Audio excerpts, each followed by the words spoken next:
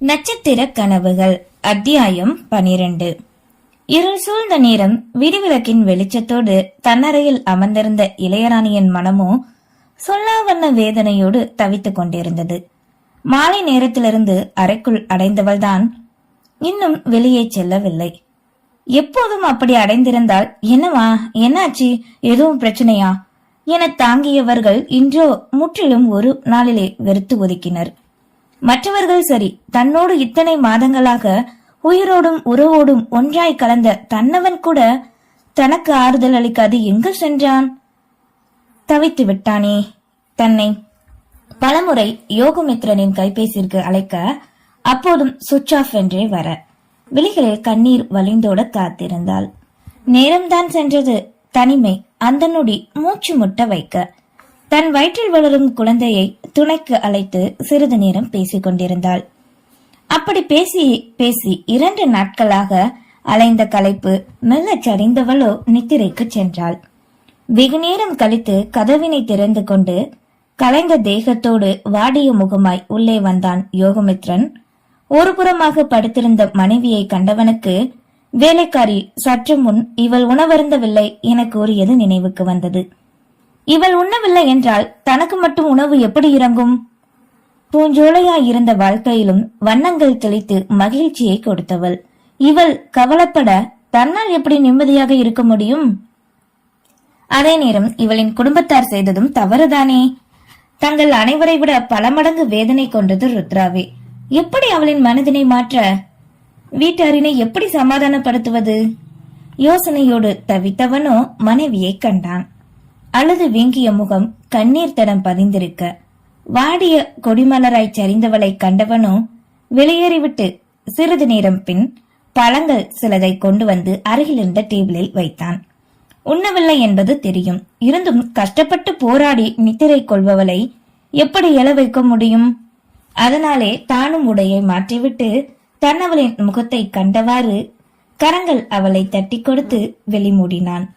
விட்டில் பூச்சியின் சத்தத்தோடு சலசலக்கும் காற்றின் வேகம் மேனியை தழுவ வெறித்த பார்வையோடு நின்றிருந்தான் இளந்திரையன். நிலவின் அழகினை யாருக்குத்தான் பிடிக்காது? நிலவினை சுற்றிய நட்சத்திரங்கள் கூட்டம் மின்மினியாய் ஜொலிக்க அதனை போலேதான் இத்தனை வருடங்களும் தன் குடும்பம். ஆனால் இனி எப்படி இருக்குமோ ஏன் என்று தெரியாது தனிமையில் இருந்த அவனின் மனமோ கூக்குரலிட்டது. நேரம் செல்ல செல்ல திருமணம் என்பதால் 3 நாட்களாக உறக்கமில்லாது ஓடியாடி வேலை செய்த இப்போது மேனியை அழுத்தவே பாரமாக தெரிந்தது அவனின் தேகம் அவனுக்கே. பெங்களூரில் ஏசியில் வேலை பார்த்து சொகுசு கண்ட உடம்பிற்கு இந்த சில நாட்கள் வேலை அழுத்த அறைக்கு செல்லலாம் என நினைத்தால் அலங்கரிக்கப்பட்ட அறைதான் விழிகளின் முன்னே வந்து நின்றது.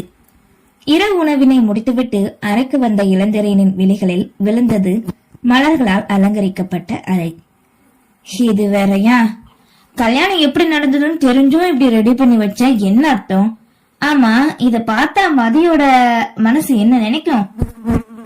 பெருமூச்சினை வெளியிட்டவனோ அப்படியே மாடி ஏறி சென்று விட்டான். நேரம்தான் நள்ளிரவினை நெருங்கியே எப்படியும் அறைக்கு சென்றுதான் ஆக வேண்டும். விழிகள் தூக்கம் தாண்டவமாட கீழே இறங்கினான். தமிழ்ச்செல்வியை அனுப்பிவிட்டு இளந்திரையனின் அறைக்குள் வர லேசாக கதவு திறந்தே இருந்தது. சிறு வயதிலிருந்து பழகிய இடம் தயக்கமின்றி உள்ளே நுழைய அலங்கரிக்கப்பட்ட அறைதான் வரவேற்றது. நொடியில் விழிகளை கவர்ந்து முகமோ பிரகாசமாக அருகில் சென்றவளோ அதனை ஆசையாக பார்த்து கொண்டிருந்தாள். திடீரென மின்னல் வெட்டியது. எதற்காக இந்த ஏற்பாடு என்பது புரிய விழிகளால் அந்த அறையை அலச அவனை எங்கும் காணவில்லை. குளியலறை கதவும் திறந்திருக்க எங்கு சென்றான்? சிறிது நேரம் அங்கும் இங்கும் அறையில் உள்ள நடந்தவளுக்கோ புடவை தடுமாற தமிழ்ச்செல்வி செய்து அனுப்பிய அலங்காரம் வேறு மேனியை வருடி எரிச்சலூட்டியது. புடவை கட்டி வலம் வருவது எவ்வளவு பெரிய கஷ்டம்! ஆசிரியர் தரும் பரீட்சை பேப்பருக்கு சமம் போலவா இருக்கிறது. இரண்டுமே தடுமாற்றம்தான், பயமும் தான். எப்போது என்ன நிகழும் என்று. தன் உடைகள் கொண்ட பை இருப்பதை கண்டவளோ வேகமாய் அதனை எடுத்து அதில் எளிமையான சுடிதார் ஒன்றை எடுத்தவள் குளியலறைக்கு புகுந்து கொண்டாள். சிறிது நேரம் சென்று வெளியே வர அப்போதும் அவன் வரவில்லை. அப்படி எங்குதான் சென்றான்? ஒருவேளை இந்த சூழ்நிலை எண்ணி தன்னை காணாமல் கண்ணாம்பூச்சி விளையாடுகிறானோ? நினைத்தவளோ அவனை தேடி அறையை விட்டு வெளியே வந்தாள். அனைவரும் அந்த வீட்டில் நித்திரை கொண்டிருக்க அமைதி, பேரமைதி. பழகிய வீடு என்றாலுமே இருட்டு சற்று பயம் கொள்ள வைக்க லேசாக விடிவிளக்கு வெளிச்சம் மட்டுமே இருந்தது. நிச்சயம் அவன் கீழே இல்லை, மாடியில் தான் இருப்பான் என்ற நீ படியில் ஏற, அதே நேரம் அவனும் கீழே இறங்க இருவரின் விழிகளும் நேராக சந்தித்து கண்டது. என்ன மதி, நீ இவ்வளவு நேரம் எங்க போன? மாடியில தான் இருந்தேன், நீ தூங்கலையா?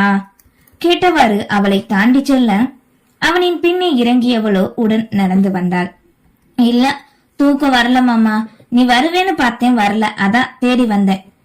படுத்தா தூக்கம் வர போகுது கூற அதே நேரம் கரண்ட் கட்டாக சுற்றிலும் இருட்டு.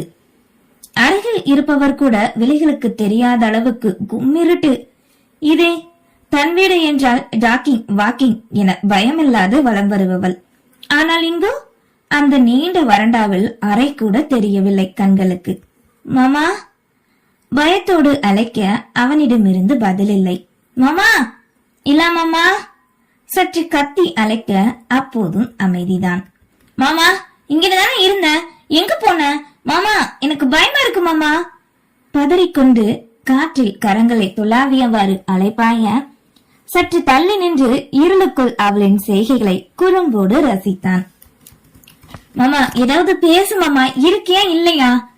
அவளின் விழிகளில் கண்ணீர் வளைய குரலோ கரகரத்தது. புன்னகையோடு அவளின் அருகில் வர காற்றில் துளாவிய கரங்களில் பதிந்தது அவனின் தேகம். அப்படியே அவனின் கரங்களை பற்றியவளுக்கு உணர முடிந்தது அது இளந்திரையன் தான் என்று. சிறு வயதிலிருந்தே உணர்ந்த தொடுகையல்லவா. இங்கதானே இருக்க மாமா, ஏன் பேச மாட்டிக்க? எதுக்கா கரண்ட் போச்சு, எப்ப வரும்? கேள்வியாய் கேட்டவாறு அவனை இறுகப்பட்ட. விட்டுடி, கை வலிக்குது. உன் மொபைல் டார்ச் லைட் ஆன் பண்ணு. ரூம்ல இருக்கு மதி. ஏன் உனக்கு பயமா இருக்கா என்ன? யார் பயப்படுறா? நானா? இல்லையே. யாரோ இருட்டுக்குள்ள அழுகிற மாதிரியே தெரியுதே. ஏய் மதி, அங்க யாரோ இருக்காங்க உனக்கு பின்னாடி என நொடியில் அவனும் பதறி கூற வேகமாய் வந்து அவனின் கரங்கள் இரண்டையும் எடுத்து தன் வயிற்றோடு சேர்த்து அணைத்துக் கொண்டாள். ஹே மதி, என்ன பண்ற? கேட்டவனின் செய்கை ஏதோ தான் அவளை பின்னிருந்து அணைத்தது போல்தான் இருந்தது. உருவமா? என்ன சொல்ற? பாட்டி சின்ன வயசுல இந்த வீட்டுல பேய் இருக்குன்னு சொன்னாங்களே, அப்ப உண்மையா மாமா?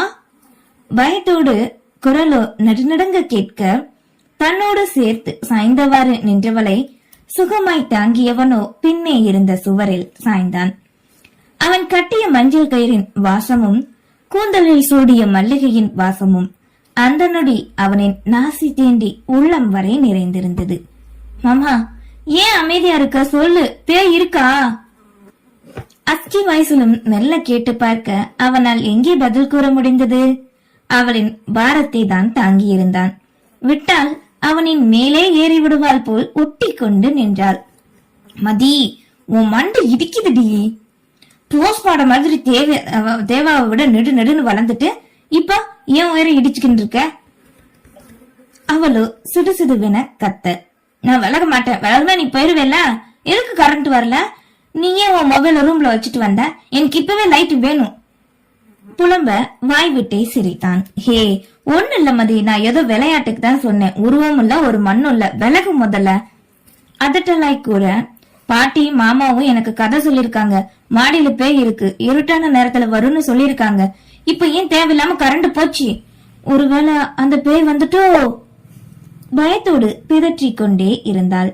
சிறு வயதில் பிள்ளைகள் படியேற இறங்கவின விளையாட எங்கே கீழே விழுந்து விடுவார்களோ என்ற எண்ணத்தில் பேய் கதையெல்லாம் கூறி வைத்தனர். அதையே இப்போதும் நினைத்து கூறினாள். பட்டன வெளிச்சம் வந்துவிட அரை வெளிச்சம்தான் என்றாலும் பொருட்களும் ஆட்களும் நன்கு தெரிந்தது. அப்பாடா வந்துட்டு என்றவாறு நிம்மதியாய் மூச்சினை விட, இப்பவாவது என விடேண்டி என அவளின் செவியில் மூச்சுக்காற்று தீண்ட அப்போதுதான் தன்னிலை உணர்ந்து வேகமாய் விலகி திரும்பி அவனை கண்டாள்.